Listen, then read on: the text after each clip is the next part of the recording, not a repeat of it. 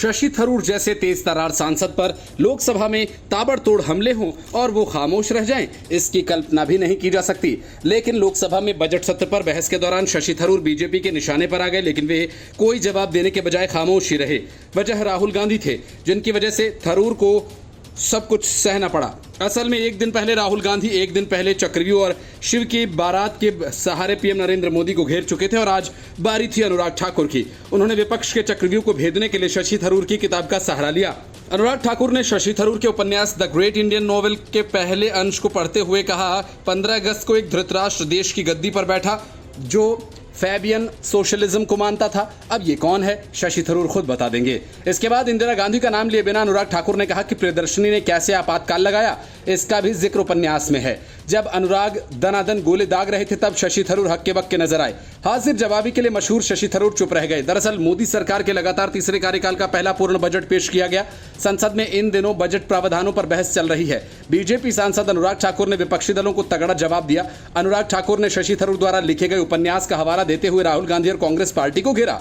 हमीरपुर से भाजपा सांसद अनुराग ठाकुर ने शशि थरूर के द ग्रेट इंडियन नोवेल की पृष्ठ संख्या 245 में लिखी गई बातों को लोकसभा में पढ़ते हुए अनुराग ठाकुर ने कहा कि 15 अगस्त 1947 को प्रधानमंत्री के रूप में नरेंद्र मोदी तो नहीं थे और शशि थरूर कह रहे हैं कि सन 1947 में जिन्होंने सत्ता संभाली थी वो धृतराष्ट्र थे।